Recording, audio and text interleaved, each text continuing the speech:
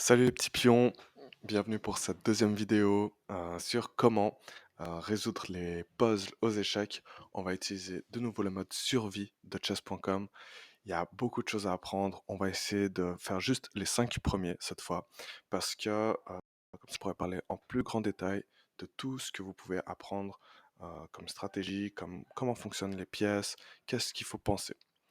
Et on va commencer simplement avec nos possibilités à nous dans ce premier problème. Ici, on est les noirs et on a exactement 1, 2, 3, 4, on a 6 pièces qu'on peut déplacer. Alors, on va essayer d'analyser notre position à nous et la position des blancs. On voit que les blancs ont un roi complètement paralysé derrière cette structure de pion. On a une tour qui nous attaque directement, la nôtre. On a une reine chez les blancs. Nous, on n'a pas de reine, on a deux tours, donc on a un désavantage matériel déjà.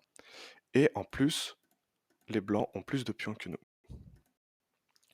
Donc vraiment, dans une situation comme ça, normalement, on est perdant parce que si on compte les points de l'adversaire, on devrait gagner. Ici, ils ont la reine vaut 9 points, la tour vaut 5. Ils ont 14 points rien que là, en pièces, et nous, on n'en a que 10. Plus la majorité des pions, eux ils en ont 7 et nous on en a 3. C'est un total de 17 points. Non, ça fait un total de 21 points pour les blancs et un total de 13 points pour les noirs. On est largement perdant. Et pourtant, les blancs ont fait une erreur cruciale qui va faire que nous allons gagner la partie le coup suivant. C'est, c'est un des maths les plus communs, c'est un de ceux auxquels il faut faire le plus attention et je vais vous l'apprendre aujourd'hui. Très très important, ça s'appelle le mat du couloir. Et il peut se passer que si le roi est bloqué derrière une structure de pion. En effet, la tour pouvant faire deux types de mouvements, qui est les latéraux et les verticaux. Ici, la tour va pouvoir aller manger l'autre tour blanche, qui n'est protégée par absolument personne. La reine est sur la mauvaise case.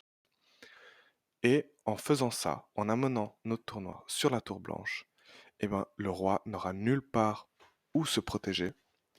Tous les seuls mouvements qu'il peut faire sont des mouvements latéraux et dans tous les cas, la tour noire, qui sera ici, pourra le manger. Il n'y a absolument aucune échappatoire pour lui et c'est un échec et mat. C'est l'échec et mat le plus fameux, ça s'appelle l'échec et mat du couloir.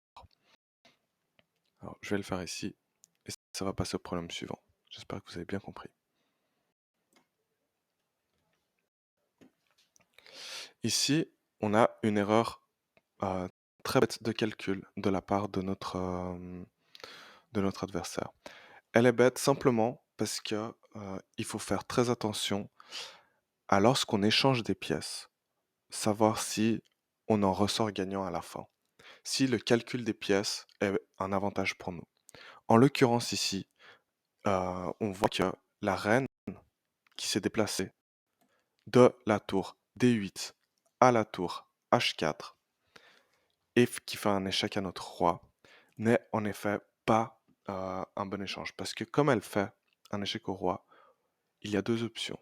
Ou le roi doit se déplacer, ou... Non, il y a trois options, pardon. Ou le roi doit se déplacer, option numéro un, ou quelque chose doit s'interposer entre le roi et la pièce qui lui fait un échec. Donc si ce tour monte, si ce pion monte en G3 pour empêcher l'échec, ou bien, troisième option, euh, une pièce mange la pièce qui fait échec à notre roi, en l'occurrence ici, la reine.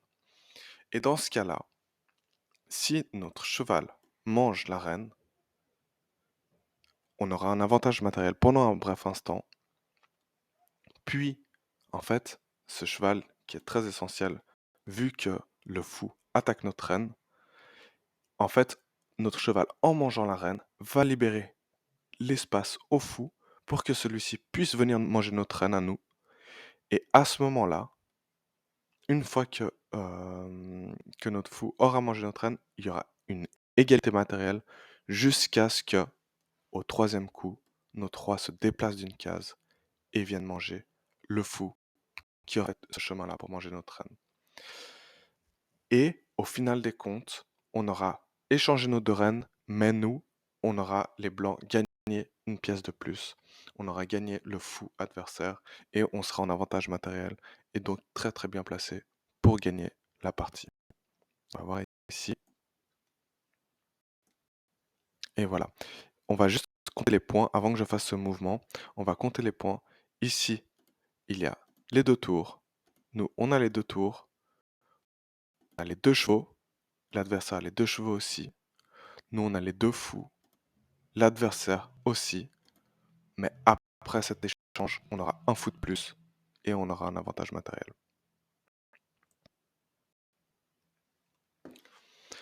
Là, maintenant, on retourne sur un autre principe qu'on a déjà vu. C'est un échec et mat également. Alors, on peut penser que l'échec et mat ne sera pas tout de suite, et on a bien raison, parce que notre tour à nous, postée en A7, elle peut venir faire un échec et mat, mais elle va avoir besoin de 2 temps. Ce qui n'est pas très grave, parce que à la fin, ce sera quand même un échec et mat.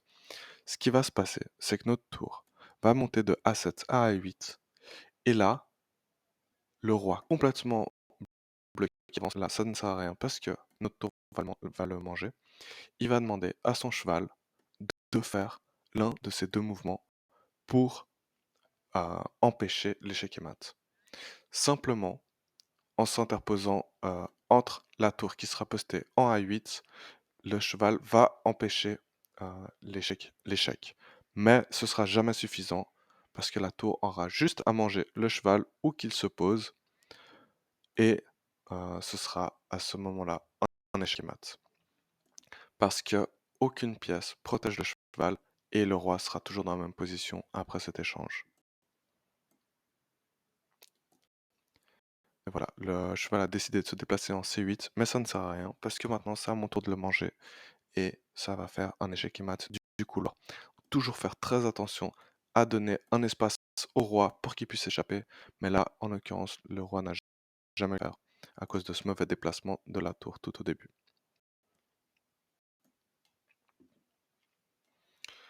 On retrouve un exemple d'échec et mat du couloir dans ce problème, et cette fois, ça va se passer en un coup. Alors, on pense que oui, le roi a bien fait d'avancer son pion pour donner, pour se donner une case d'air, ce qui est un très bon réflexe, mais malheureusement pour lui, les noirs ont eu le temps d'avancer le pion F de F7 à F3. Personne n'a pu l'en empêcher et maintenant, les pions ont la faculté d'attaquer en diagonale. Cette case qui à la base était une case de respiration pour le roi, et bien maintenant n'en est plus. Le pion noir la protège et lorsque je vais monter ma tour, et ben ce sera comme si le roi avait ses 3 pions devant lui et il ne pourra pas se sortir d'échec et mat.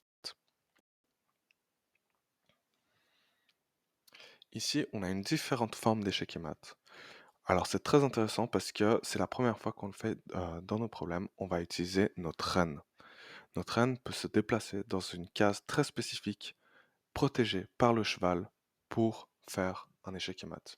Est-ce que vous l'avez vu? Je prends un petit moment pour vous laisser le temps. La reine a beaucoup de déplacements, mais elle peut maintenant faire un échec et mat. La reine peut se déplacer sur toutes ces cases. Elle peut même aller manger le pion là-bas. Elle peut pas manger son cheval, ça c'est impossible. Elle peut venir se déplacer ici, elle peut venir là, elle peut avancer ici, elle peut avancer ici, elle peut avancer jusque tout au bout, mais aucun de ces mouvements-là n'est le bon. Le seul bon move pour elle, c'est de venir ici et protégée par le cheval, elle va délivrer un échec et mat au roi. Le roi ne pourra pas se déplacer, ne pourra pas manger à cause du cheval, et ce sera un échec et mat dans un coin quand la reine est que le roi. Il n'a aucune échappatoire. Voilà, j'ai fait les 5 premiers puzzles. J'espère que j'ai expliqué assez en détail pour vous. Si vous avez d'autres questions, n'hésitez pas à laisser un commentaire. J'espère que ça vous a plu et je vous retrouve à bientôt sur ma nouvelle chaîne.